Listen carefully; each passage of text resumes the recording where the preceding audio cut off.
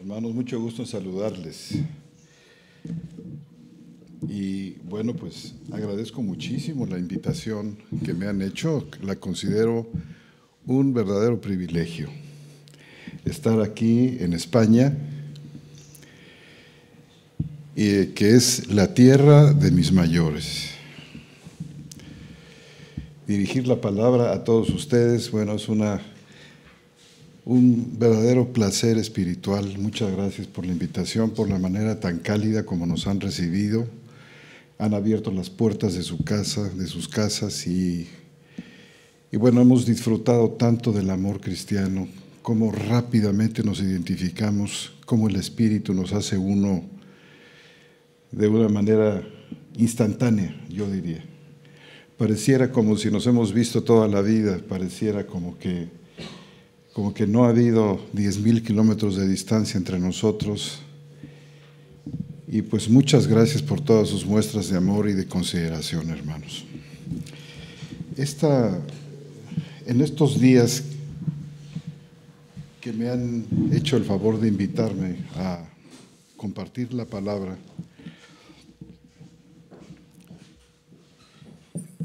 se decidió que habláramos sobre la carta a los Gálatas, en particular sobre el tema de la libertad cristiana. Permítame que ponga mi reloj aquí porque generalmente predico 2 horas y media cada vez que me paro a predicar. No se crean, hermanos, ¿eh? No va a ser tanto. Y bueno, el tema de la libertad es...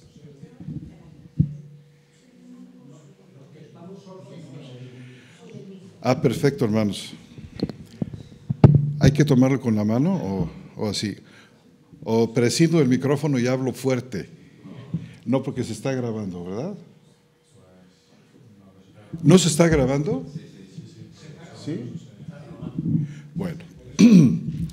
Bueno, la libertad cristiana es uno de los grandes temas bíblicos, es un tema particularmente importante, neotestamentario y particularmente paulino.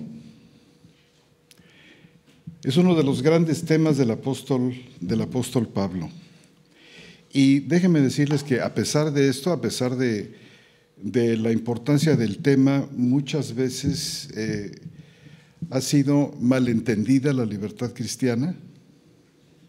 En ocasiones se ha vuelto libertinaje, situación con la que el Señor nos advierte que no participemos, pero por otra parte muchas veces la libertad cristiana ha sido malentendida y ha sido mal vivida en la vida de muchos creyentes. Y hay varios factores que podemos aducir a los cuales debemos esta situación. Muchas veces debido a que no acabamos de entender cuál es exactamente la naturaleza de la gracia de Dios. No alcanzamos a entender muchas veces de qué manera el Espíritu de Dios fragua la libertad, porque la libertad la hace Él. Él es el autor de nuestra libertad, es el autor de nuestra redención en todos sus puntos, porque todas las cosas que pertenecen a la vida y a la piedad nos han sido dadas por su divino poder. Todas, y cuando dice todas, es todas. Igualmente cuando en Romanos dice que todas las cosas nos ayudan para bien, bueno, todas son realmente todas. Las que llamamos buenas y las que llamamos malas. A lo largo de estos estudios, quiero y confío, y mi oración al Señor es que podamos penetrar un poco más en la naturaleza de esta libertad cristiana, realmente en qué consiste, en qué se basa, en qué se funda, y cómo es que la libertad no es hechura del hombre, no es hechura del creyente, no es la buena voluntad del creyente, sino es la obra perfecta y completa de la gracia de Dios en nosotros. Y tiene que ver con una nueva naturaleza y una condición. Pero de esto vamos a ir hablando, confío, con su poder, poco a poco. Hay una cosa muy importante, sí, que está en la carta a los Gálatas, y les pido, hermanos, que me acompañen a leerla. Está en el capítulo 1 y nos puede servir perfectamente. Capítulo 5 y versículo 1. Dice, y este puede servirnos maravillosamente de introducción: para la libertad, Cristo nos libertó. Estad pues firmes y no os dejéis sujetar nuevamente al yugo de esclavitud. Y hermanos, esta libertad es tan importante como enseñanza y como signo de la vida de un creyente, ambas cosas, que se vio continuamente y se ve todavía fuertemente amenazada. El apóstol Pablo tuvo que contender ardientemente a favor de esta libertad. Las circunstancias en la epístola a los Gálatas se habían dado de tal manera que esta libertad se vio amenazada. Después del servicio de la palabra del apóstol Pablo en la congregación, se introdujeron algunas personas que comenzaron a hablar de que judíos cristianos, judíos que venían con toda probabilidad de Jerusalén, que comenzaron a decir que los cristianos gentiles necesitaban circuncidarse y necesitaban guardar la ley de Moisés para que pudieran considerárseles como salvos. Y la entrada de estas personas fue muy importante, muy grande, y realmente esto sorprendió al apóstol Pablo tremendamente, le hizo enojar profundamente. Y como vamos a ver en el capítulo 2, inclusive hubo un enfrentamiento entre el apóstol Pablo y el apóstol Pedro. ¿Recuerdan ustedes cómo le reprende a él, a Bernabé, su gran compañero de viajes del apóstol, y a muchísimos cristianos judíos que estaban en Antioquía, en la iglesia de Antioquía en aquel momento? Muy interesante la iglesia de Antioquía, porque resulta que es la primera congregación judeo-gentil que se había formado. El evangelio surgió primero en Jerusalén, y todos los convertidos, ¿se acuerdan? Los 3,000 y todos los que siguieron, bueno, pues formaron una congregación de judíos, muy celosos de la ley, todavía muy apegados a las costumbres. Después de la conversión todavía los vemos en el templo ahí visitando y reuniéndose, hasta que finalmente y felizmente los corrieron. Y entonces se reunieron por las casas y conocieron la comunión íntima de los creyentes que surgía de la casa, que además fue la costumbre de reunión de la iglesia por casi 400 años, hasta la aparición de Constantino. En algunos casos fue inmediata. Constantino acabó con esta parte de la libertad cristiana y arrebató a la iglesia el carácter que tenía de familia para convertirla en una institución. La iglesia se reunía por las casas porque desde el comienzo nuestro Señor situó la casa como el lugar de reunión por excelencia. Después de sus viajes, ¿recuerdan ustedes cómo el Señor se reunía en la casa de Pedro? Alguna vez encontró a la suegra de Pedro enferma y oró por ella. Y si ustedes buscan en su concordancia la palabra casa, se pueden sorprender de qué importancia tan grande tuvo, qué fundamental fue para la comunión de los creyentes. Y la casa mantuvo a la iglesia como una familia. Hermanos, nosotros somos una familia. No somos una institución, ni siquiera somos una denominación. Somos una familia de hermanos y hermanas que nos servimos y nos amamos. Y este carácter de familia realmente le fue arrebatada a la iglesia cuando dejó de reunirse por las casas y comenzó a reunirse en aquellas instituciones que Constantino formó. De ahí vienen las basílicas y las catedrales. Constantino dijo: no más reuniones en las casas. Esta historia de la iglesia está muy bien documentada, hermanos, por un par de obras muy importantes escritas por Leonard Verduin, con B chica. Un hombre que ha investigado los primeros 8 siglos de la historia cristiana a través de fuentes a las cuales tuvo acceso durante casi 10 años de investigación. El hombre podía leer las lenguas romances, estuvo en Francia, se abrieron las puertas hasta del Vaticano para que él pudiera entrar y pudiera documentar muchas cosas en escritos que todavía no han sido publicados, pero que están manuscritos. Pasa, por ejemplo, lo mismo con el asunto de la Reforma, el famoso Corpus Reformatorum. Hermanos, de se han publicado y traducido al inglés o al español o a cualquier otro idioma muy pocas cosas. Yo tuve la oportunidad, cuando estuve estudiando en los Estados Unidos, de entrar a una de estas bibliotecas inmensas donde en cuartos con temperatura de 10 o 12 grados conservaban, hermanos, una cantidad de escritos de pluma y letra de los reformadores europeos del siglo XVI, que todavía no han sido traducidas. Hasta tiempos recientes, por ejemplo, los sermones de Calvino, por citar uno de ellos, los sermones de Calvino a los libros de los Salmos, de los Jueces, hasta recientemente han sido publicadas por primera vez en algún idioma occidental. Y Verduin estaba tan bien equipado por el Señor que este hombre podía leer todas aquellas cosas y descubrió a lo largo de sus estudios la existencia de una iglesia que vivió clandestinamente una vez que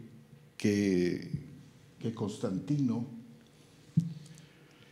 optó por acabar con las reuniones familiares de la iglesia por las casas y los obligó a reunirse en lugares como las basílicas y las catedrales y los lugares que el Estado designó para la adoración.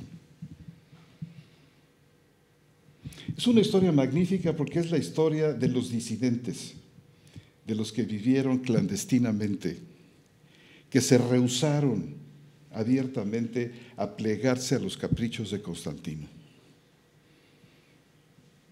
Los hermanos vivieron en la clandestinidad desde aquella época combatidos. Primero fueron llamados a que dejaran de reunirse por las casas, después fueron obligados, después se les golpeaba y a algunos se les mataba y se les confiscaban sus bienes. Y los hermanos aprendieron a vivir en la clandestinidad desde entonces, reuniéndose una vez más en las casas. De hecho, nunca dejaron de hacerlo. Belarmino, el cardenal católico que estuvo presente en la Contrarreforma, en el Concilio de Trento, identificaba equivocadamente a Lutero, a Zwinglio y a los reformadores del siglo XVI, los identificaba, decía él, con esta plaga que tiene con nosotros más de 1200 años. Esto lo dijo Belarmino en el año 1560, aproximadamente las fechas aquellas en que se dio el Concilio de Trento, que fue el Concilio de la Contrarreforma, el Concilio Católico. Y si hacemos nosotros cuenta, decimos, bueno, 1500 y pico, menos 1200 años que esta peste está con nosotros, pues nos da justamente el año 300, 350, 370, el tiempo de Constantino. Muchos de ellos perdieron sus casas, perdieron sus bienes y fueron obligados a vivir fuera de las ciudades. La palabra valdense no viene de Pedro de Baldo, como muchos pensamos, aunque ciertamente Pedro de Baldo, el gran reformador,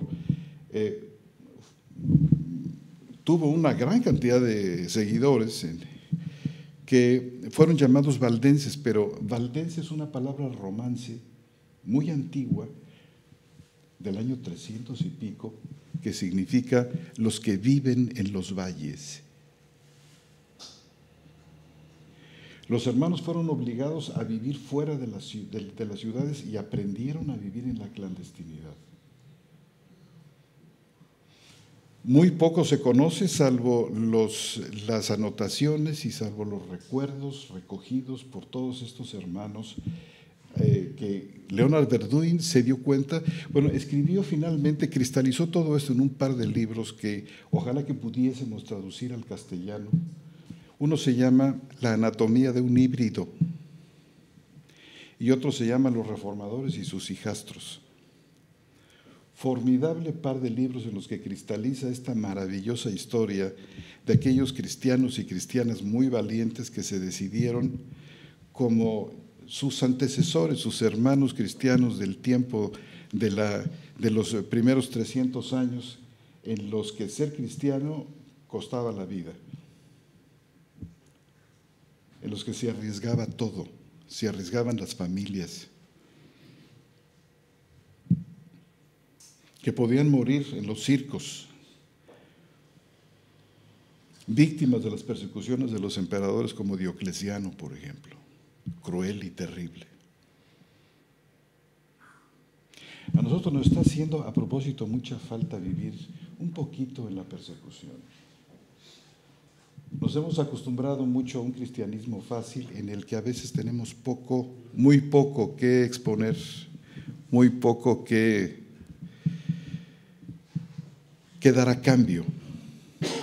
Pero en aquellos días, de veras, como decía el gran Carlos Spurgeon, dice, la iglesia nunca estuvo más sana ni nunca estuvo en mejor forma que en aquellos años en los que fue combatida. Decía él, los años en los que la iglesia se vio ahogada en su propia sangre. Años de crecimiento, años de consolidación y de expansión del evangelio en muchas de sus dimensiones en el mundo, vino de ahí.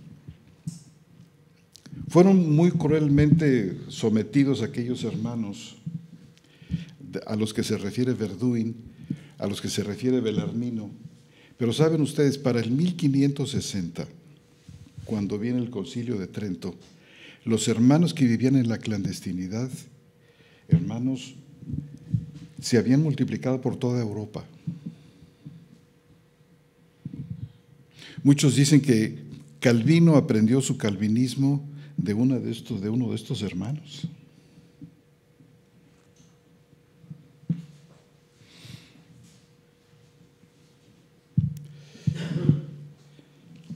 Y bueno, los hermanos vivieron así, pero los hermanos eran libres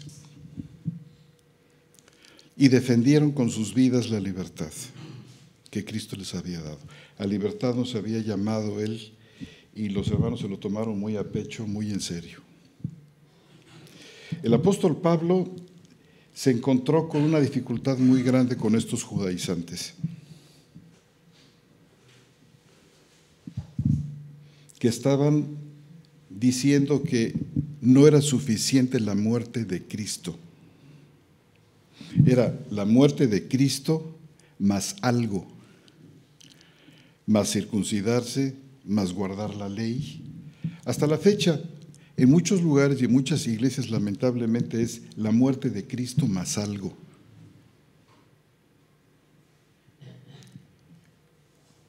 A veces hasta la muerte de Cristo más un cambio de actitud. Dicen, es que muchas veces el problema de los cristianos es que no hay actitud positiva.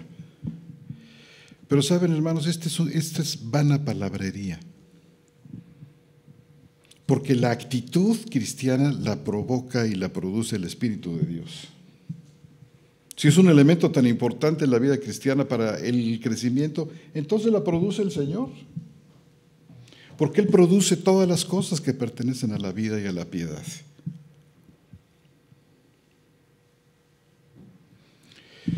El apóstol Pablo tuvo que combatirlos y ese tono de combate lo encontramos desde el capítulo 1 y versículo 1 de la carta a los Gálatas. Créanme, hermanos, que no es ninguna casualidad que Pablo comience, a diferencia de todas sus cartas, diciendo: Pablo, un apóstol no de hombres, ni por hombres, sino de Jesús el Mesías y por Dios Padre que lo resucitó de los muertos.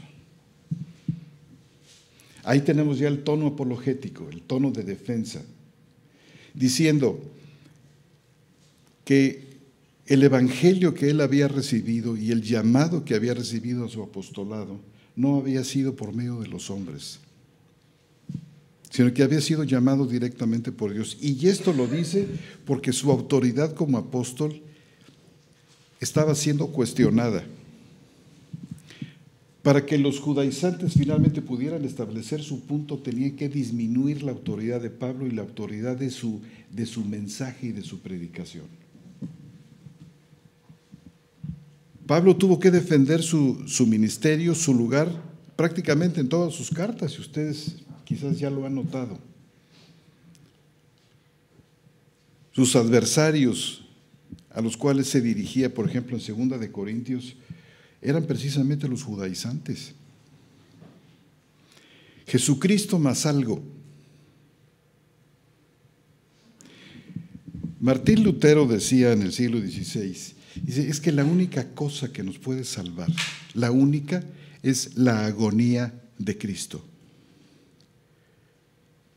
Lo que él llamaba la justicia extra nos, la justicia que está fuera de nosotros. Me salva no nada que ocurre adentro, sino lo que ocurrió afuera. Nos salva hasta lo sumo, no algo que ocurre, ni siquiera la obra del Espíritu Santo es la que nos salva. Porque no habría obra del Espíritu Santo adentro si no hubiera ocurrido primero algo afuera. La justicia de Cristo a través de su asfixia en la cruz del Calvario. Nuestro Señor murió asfixiado, con la espalda hecha pedazos, con una situación de una infección que se lo llevó rápido, pero a través de un dolor espantoso. Estábamos cantando de los dolores de Cristo aquí, hace poco. Ojalá cantáramos más, porque es ese dolor, es esa asfixia, cuando estaba con los brazos extendidos que se comenzó a estrecharse la caja torácica, motivada también por el dolor, porque tenía que depender todo el cuerpo de las manos. Y cuando era insoportable el dolor, tenía que recargar entonces el peso en el clavo que tenía en los pies, hasta que, para que descansara un poco aquí, pero todo el peso dependía de ese punto en los pies. Para después volverlo a cargar aquí, porque era insoportable el dolor de los pies. Entonces, en este recargar y aflojar, se fue angostando la caja torácica hasta que finalmente expiró. Hermanos, esa agonía, ese dolor, más absolutamente nada más que eso, es lo que nos salva. Nada más y nada menos. Para que no andemos buscando otra cosa, para que nadie nos diga que es la muerte de Cristo más lo que sea. Porque todo lo que necesitamos, hermanos, nos lo da Él. Estábamos cantando Judas, un versículo de Judas, Él es poderoso para guardarnos sin caída y presentaros delante de su presencia con gran alegría. Él es poderoso para esto, poderoso para darnos, para energizar en nosotros el querer como el hacer, poderoso para llevarnos nosotros del principio al fin. El que comienza la obra, Él la terminará. Hermanos, y mantenernos en este punto, en la comprensión espiritual, es justamente lo que nos permite descansar en Cristo y la libertad. La libertad la crea la obra de Cristo. Pablo tiene que defenderla de una manera terrible. Dice: el ministerio que yo recibí, el mensaje de Cristo crucificado. de Cristo crucificado era justamente lo que él predicaba, porque sabía que toda la obra de la salvación dependía de esto. Cristo crucificado, Cristo agonizando, Cristo muriendo, Cristo ganando para nosotros el perdón de Dios y declarándonos justos, porque esto quiere decir justificado. Y saben, allí en la carta a los Romanos, en el capítulo 5, donde dice, habiendo sido declarados justos por la fe, ¿saben? Tenemos nosotros vocabulario que se empleaba en los tribunales romanos de los días de Pablo. Es vocabulario jurídico. Es Dios quien nos está hablando, no como creador, sino nos está hablando como juez y nos está declarando, está dando una sentencia sobre nosotros. Dado que los pecados han sido perdonados, todos, pasados, presentes y futuros, dado que con su sacrificio perfecto borró absolutamente toda aquella culpa, muriendo en nuestro lugar, agonizando en nuestro lugar, es entonces que Él nos puede declarar justos. Y esta declaración de justicia nos va a acompañar durante toda la vida hasta el día en que comparezcamos ante el tribunal de Cristo. Porque todos compareceremos ante el tribunal de Cristo. ¿Los justificados compareceremos ante el tribunal de Cristo? Por supuesto que sí. ¿Se va a hacer una carta leída de nuestros pecados? Por supuesto que sí. ¿Quién dice que no? Pablo lo dice repetidamente. Pablo, el campeón de la doctrina de la justificación por la fe, dice que todos compareceremos. ¿Qué quiere decir esto? Que vamos a tener que ser enfrentados por segunda vez con nuestros pecados, con el riesgo de que a lo mejor no pasemos la prueba. No, hermanos, tampoco. Va a haber una declaración clara de lo que hubo para que alcancemos a ver, y los ángeles que van a estar presentes y todos los seres creados que van a estar en el día del juicio, escuchen y vean la justicia de Dios, que por todos aquellos pecados horribles y espantosos, por todas aquellas cosas que hicimos, por las cosas que todavía estamos haciendo, hermanos, todavía.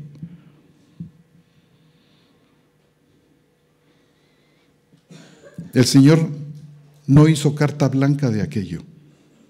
El Señor pagó por cada uno de ellos. El Señor no paga por pecado, por el pecado del hombre, en abstracto. El Señor muere por la mentira del 15 de agosto de 1986 a las 6 de la tarde con 10 minutos que proferimos. Todos los pecados por los que Jesús muere tienen fecha. Tienen su propia carta de identidad. Cada uno de ellos. Ciertamente nosotros como perdonados, el Señor no nos trata como al resto del mundo pecador. Trata con nosotros sobre la base del pecado perdonado, del pecado expiado, del pecado que desapareció de su vista, del pecado que, como cantábamos, se volvió blanca lana.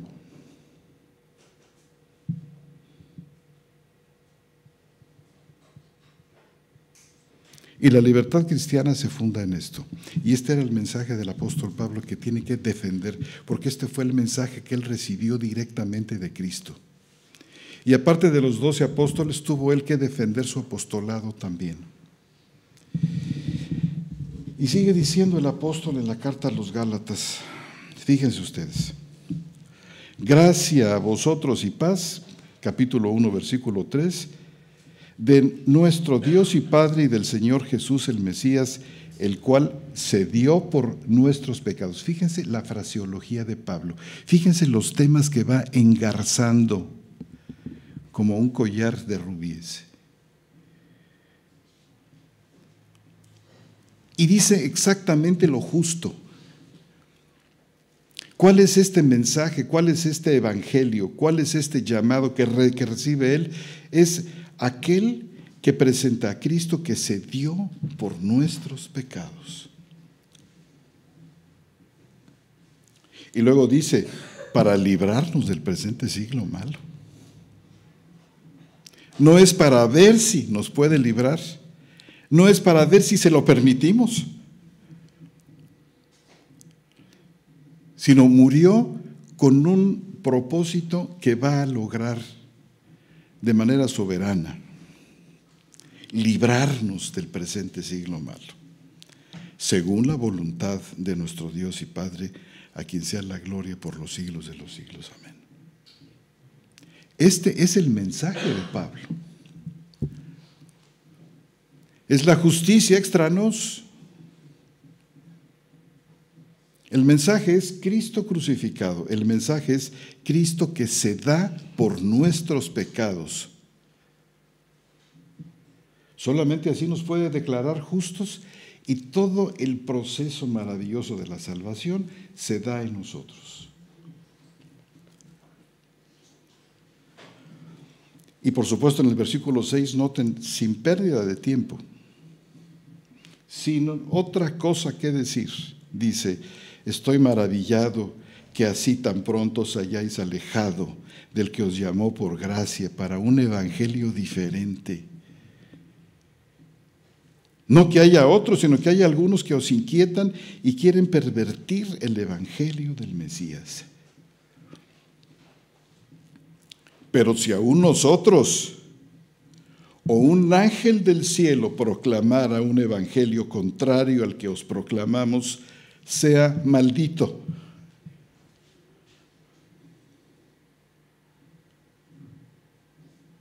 Como antes hemos dicho también, ahora repetimos, si alguno os proclama otro evangelio contrario al que recibisteis, sea maldito. Si dentro de un año, si yo me voy ahora de Galacia y yo regresara dentro de un año, 2 o 3 y les predico algo diferente de lo que yo les estoy predicando ahora, yo sea maldito.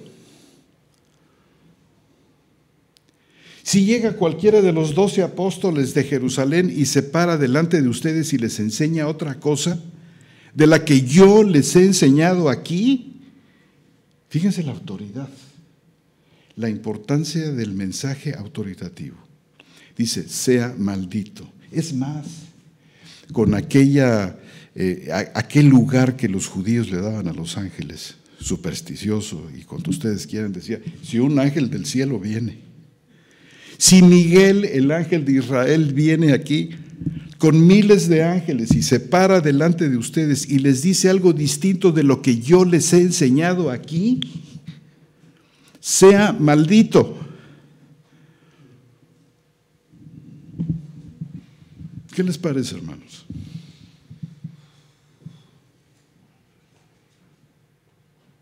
Cualquier apóstol de Jerusalén que se parara aquí. Y saben, Pablo tiene que hablar muy fuerte con respecto a esta situación de aquella honra que parece a veces inevitable que los hombres tengamos que darles a las personas. Fíjense ustedes en que dice lo siguiente, por ejemplo, en el capítulo 2 y versículo 2 dice, luego después de 14 años subí otra vez a Jerusalén con Bernabé, llevando también conmigo a Tito, y subí según una revelación y les expuse el evangelio que proclamo entre los gentiles y en privado a los que tenían por importantes. Nada más que a veces los traductores son timoratos y son bisoños. Y saben, no sé por qué consideración, quizás por la tradición de la traducción, le quitan el filo. Aquí el verbo es doqueo, que significa los que tienen apariencia de algo, los que pasan delante de los demás por algo.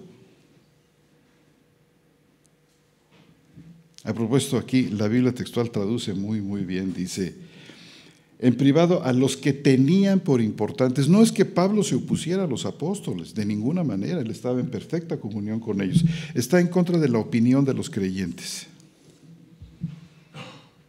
Santiago había enviado a 2 personas con su teoría judaizante. Santiago, hermanos, de Jerusalén. Y Pablo tiene que oponérsele. ¿Y por qué lo reciben? ¿Y por qué el mismo apóstol Pedro da la espalda a aquel conocimiento que ya había adquirido acerca de comer con los gentiles? Porque había llegado el tiempo en que los gentiles iban a entrar en este plan de Dios. Pero los judíos no lo querían así. Siempre se opusieron, y hasta la fecha, al hecho de que los gentiles tengamos parte con ellos en la salvación. No hay que circuncidarlos, no hay que meterlos a la ley de Moisés, hay que hacerlos como nosotros, si quieren ser considerados salvos. Y Pablo dice, de ninguna manera. No los vamos a circuncidar porque resulta que ellos, los judíos, nunca estuvieron bajo la ley de Moisés.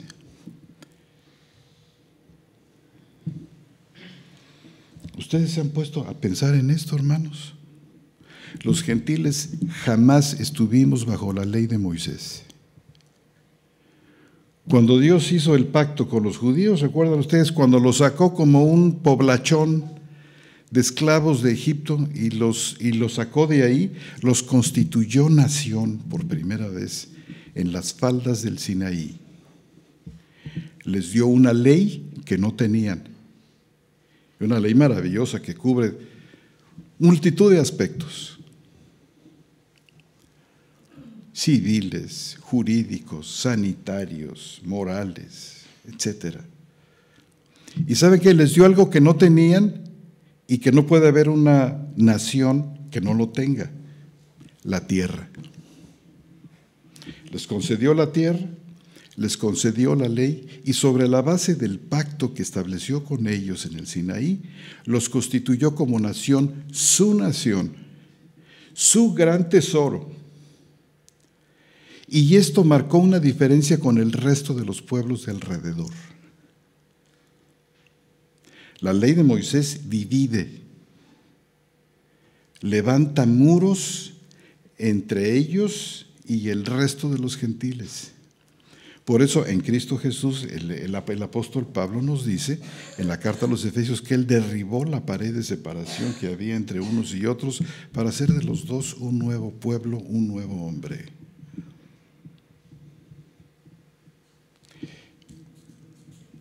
Pero aquí en la carta a los Gálatas, la excesiva estima de los creyentes había hecho que lo que dijeran estos hermanos de Jerusalén había que tomar. ¿Quiere decir que la iglesia nunca ha sido de una sola y perfecta opinión? ¿Y que la iglesia de los comienzos, la iglesia primitiva, siempre fue una iglesia maravillosamente hecha? Hermanos, esto no es así. Vean ustedes la carta a los Corintios, todas las enormes dificultades y fallas que tenía. Había un hombre que estaba durmiendo con su madrastra. No estaban perfectamente enfocados en lo que significaba la resurrección. Había divisiones entre ellos. Los problemas personales que tenían los exhibían y trataban de arreglarlos en los tribunales públicos. Problemas con la cena del Señor. Hermanos, era una iglesia muy conflictiva, ¿saben? No muy distinta a las nuestras. ¿Había diferencias de opinión? Sí. Santiago todavía sostuvo la idea de que, como le dice Pablo, imagínense ustedes, después de años en su tercer viaje misionero, Pablo se presenta finalmente en Jerusalén llevando una ofrenda. Y Santiago, el apóstol, le dice: ya ves, hermanos, cuántos nosotros somos aquí, todos celosos por la ley.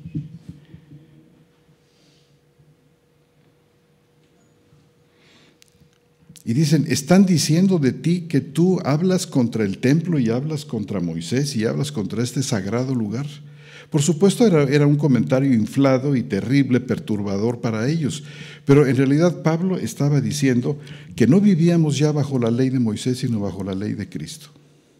Estaba diciendo que los sacrificios de animales ya no significaban absolutamente nada dado el sacrificio de Cristo. En un sentido, Pablo estaba diciendo no a la vieja economía mosaica y estaba dando un sí a la nueva dispensación cristiana. ¿Esto lo separó? No, no lo separó. Pablo era un celoso y ardiente buscador de la unidad cristiana. ¿Que las diferencias de opinión deben dividirnos entre cristianos? Por supuesto que no. La diversidad en la opinión nos enriquece a todos y nos hace ver que nuestra unión cristiana no consiste en que tengamos todos los mismos patrones doctrinales. Hay cosas muy fundamentales, ciertamente, en las que todos los cristianos estamos de acuerdo. Pero la diversidad de opinión no nos separó nunca. Cuando Santiago le dijo a Jacobo, mira, para que no diga nada contra ti, mira, ve y purifícate con estos 2 hombres y paga sus votos. Y saben, Pablo no le dijo, no, Santiago, pero ¿cómo es posible que me estés pidiendo esto? Si estas cosas ya pasaron, pertenecen a la ley. Pablo fue con ellos, pagó los votos, él mismo en varias ocasiones se dejaba crecer el cabello al estilo de los nazareos para luego rasurarse la cabeza. Esto no quiere decir que Pablo regresaba a las formas judaicas, no, pero muchas veces lo hacía porque, como decía él, dice, entre los judíos yo me moví como judío para ganar a los judíos. No estando yo bajo la ley de Moisés, decía Pablo en 1 Corintios capítulo 9, versículo 20, no estando yo bajo la ley de Moisés, me hice ante los judíos que sí estaban bajo la ley de Moisés, como si yo estuviera bajo la ley de Moisés. Dice, no estando yo, no por el hecho de que yo no estoy bajo la ley de Moisés, soy chino libre. Dice, no, yo estoy bajo la ley de Cristo.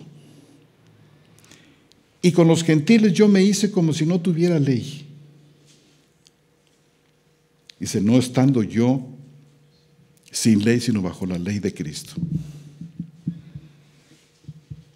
O sea, Pablo se hacía de un modo u otro, no porque fuera tornadizo, sino para no causar dificultades entre ellos, como no lo hizo tampoco en Jerusalén en su tercer viaje que hizo al final. Fue y se purificó con ellos, fue y pagó sus votos, fue ahí donde lo pescaron. Recuerdan ustedes, algunos judíos lo identificaron en el templo y dijo, este es el hombre que anda alborotando por todas partes, cójanlo, pésquenlo.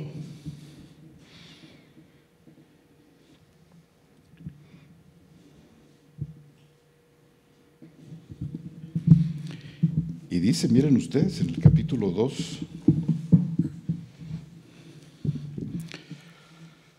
versículo 11, pero cuando Cefas fue a Antioquía, 2:11,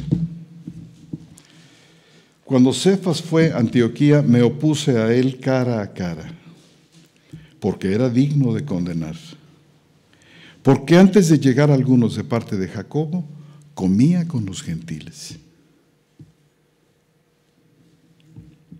Pero cuando llegaron, se retraía y comenzó a apartarse temiendo a los de la circuncisión.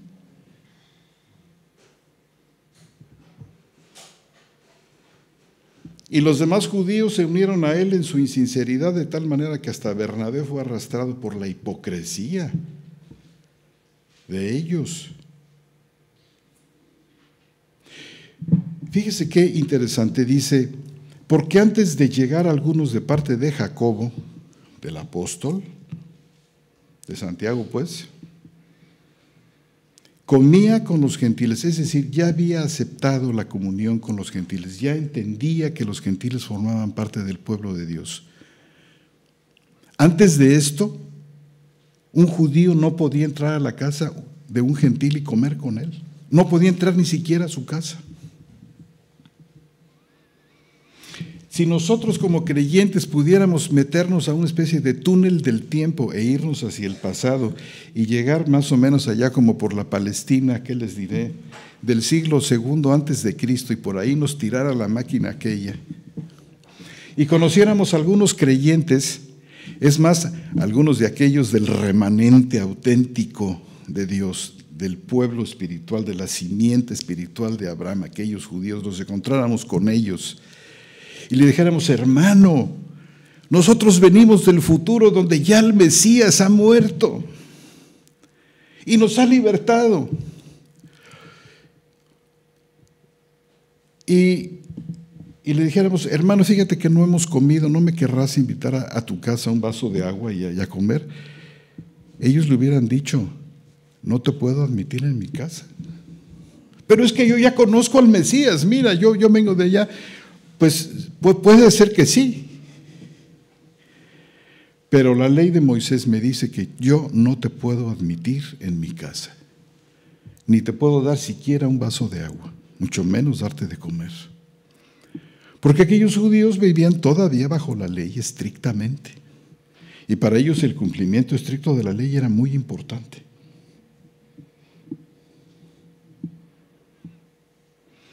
Un gentil metido en la casa de un judío, imposible, imposible.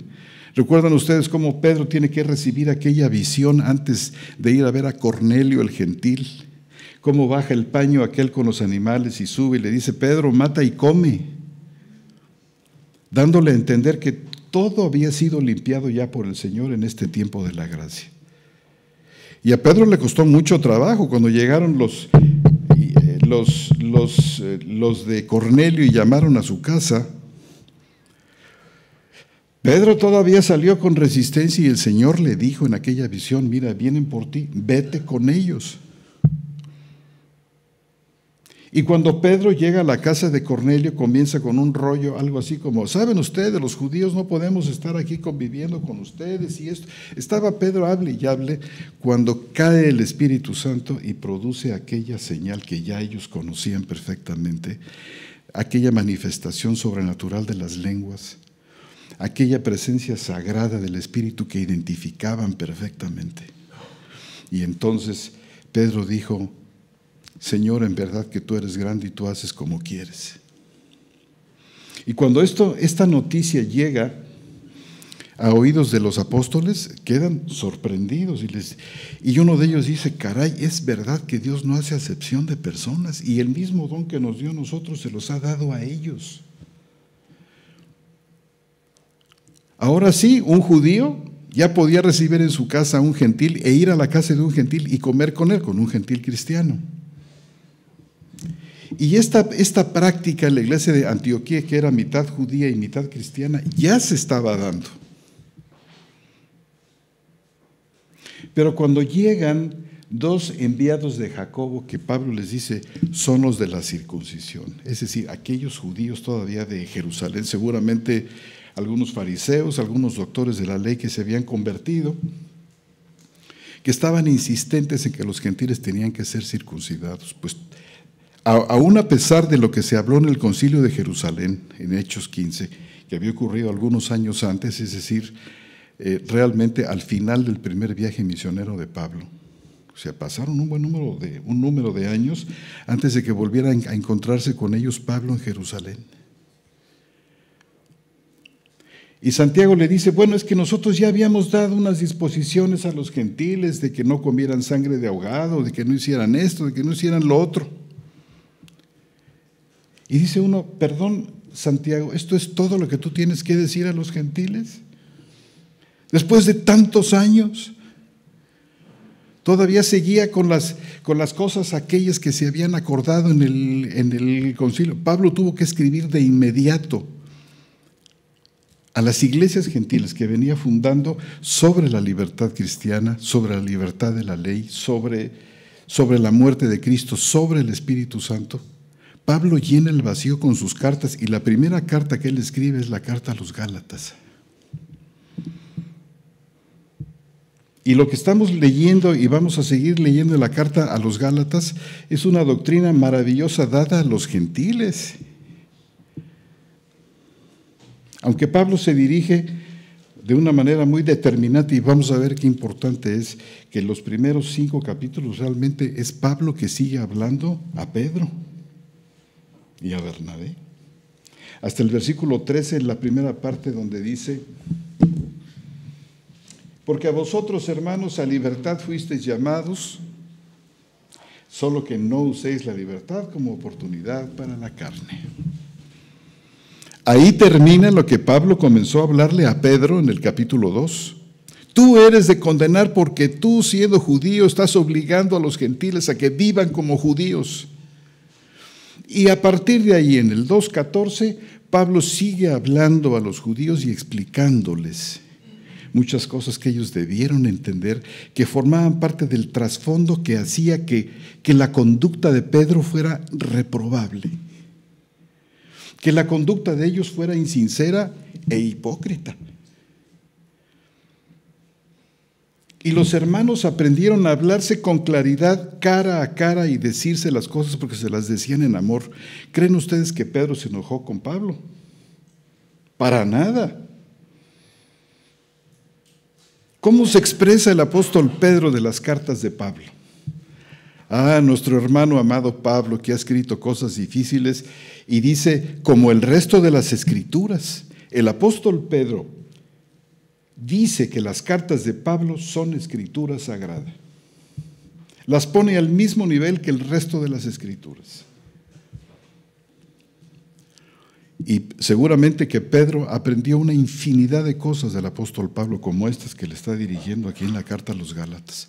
Y saben, fueron ellos completados en la fe, fueron exhortados unos a otros, exhortados unos a otros. Esto es justamente el espíritu de la iglesia cristiana, unos a otros, enseñándoos unos a otros,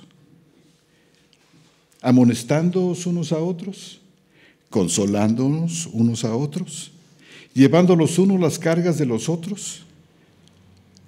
Hermanos, el sello verdadero del ministerio cristiano es la multiparticipación de los dones entre los creyentes. Unos a otros se menciona 70 veces en el Nuevo Testamento. Aquí tenemos todavía mucho los cristianos de hoy que explorar acerca de cómo vivían los cristianos de la iglesia primitiva, muchísimo. Hermanos, porque estamos muy atrás. ¿Cómo poder establecer en nuestras comunidades este tipo de intercambio de dones? Porque es el Espíritu Santo el que reparte los dones. ¿Qué no es lo que dice Primera de Corintios? Que Él reparte a cada uno en particular como Él quiere. ¿Y para qué reparte dones a cada uno si en muchas congregaciones muchas veces es 1 o 2 o 3 personas las que parten el queso y toman todas las decisiones?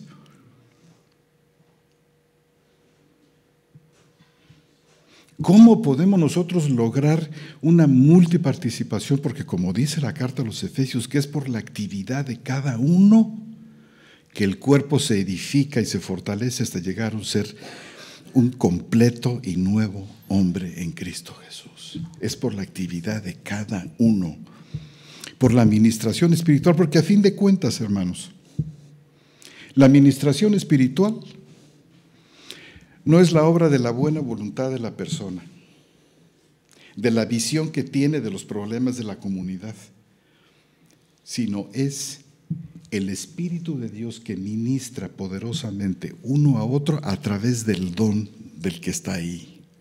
Por eso hay tantos dones. Por eso no puede haber un pastor. Tiene que haber una comunidad de ancianos.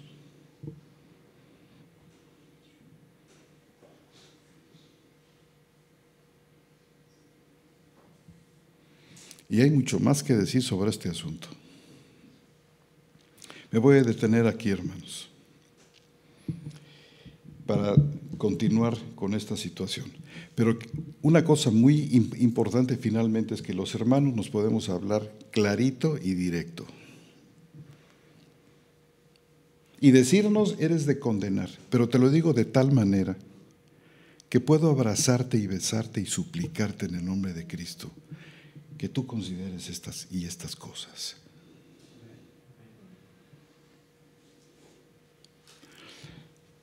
Qué maravilla, qué bendecido Pedro, Bernabé y todos los que estaban aquí después de oír semejante declaración doctrinal del apóstol Pablo. Qué ministro, hermanos. Qué capacidad de aquellos creyentes que no se sentían porque alguien les hablaba un poco fuerte, que se exhortaban, se hablaban, se comunicaban.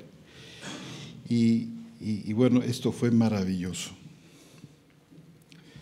Pero Pablo tuvo que hacerlo porque defendía la libertad cristiana, de la cual quiero que entremos, hermanos, a desentrañar realmente qué es aquello, porque también está relacionada con lo que Pedro dice, lo que Pablo dice en el capítulo 2, versículo 20, ya no vivo yo, mas Cristo vive en mí. Esta cuestión de la unidad del creyente con Cristo. Nuestro hermano David hablaba identificándonos. Decías, ¿verdad, hermano? Hermanos, identificarse, ¿saben qué quiere decir? En vocabulario teológico, bíblico. Quiere decir hacerse uno con el otro. También tiene otro significado, pero fundamentalmente el significado bíblico es entender y comprender que la unión que hemos nosotros tenido con Cristo es fundamental. Otro de los sentidos, por ejemplo, de la Santa Cena en Juan capítulo 6, interesante porque no hay realmente ningún discurso eucarístico en el Evangelio de Juan, como sí lo hay en Mateo 26, por ejemplo, o en Marcos 13, o en Lucas. Aquello que dice el que come mi carne y bebe mi sangre, hermanos, no tiene tanto un mensaje eucarístico como es el mensaje profundo de la identificación, de la unidad, el que se hace uno con el otro porque se lo come y se lo lleva adentro, y lo que se come y se lo lleva adentro se vuelve él. La doctrina de la unión con Cristo, que no entiendo cómo es que ha sido tan soslayada, tan poco explicada, hermanos, es la gloria de los creyentes. Y sin duda alguna la base auténtica de la libertad cristiana. Y si el Señor nos lo permite así, quiero ahondar en este tema de la libertad cristiana, vista como unión ontológica a nivel del ser, con Cristo, con el Espíritu y con su Padre. Padre, yo te ruego, finalmente concluye Juan en el capítulo 17, que ellos sean uno con nosotros.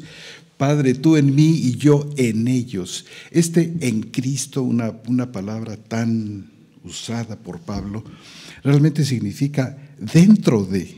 La preposición en griego significa fundamentalmente dentro de. El ser habitados espiritualmente por el Espíritu. Y nosotros habitar en el Padre, en el Hijo y en el Espíritu Santo. En la medida en que nosotros entendamos esto y le pidamos al Señor que lo haga, y bueno, todo llega a su momento y la oportunidad finalmente el Señor la trae a quien Él quiere. Tenemos nosotros motivo para gloriarnos y para sostenernos cuando nos veamos acosados por las pruebas, por las dificultades, por las enfermedades, por cualquier cosa adversa que llegue a nuestra vida. Esto nos ayuda realmente a lograr nuestra identidad que tenemos en este mundo como hijos e hijas de Dios con un destino eterno. Muchas gracias, hermanos. Confío en que podamos seguir, si el Señor nos lo permite, con esto. Gracias, hermanos. Buenos días.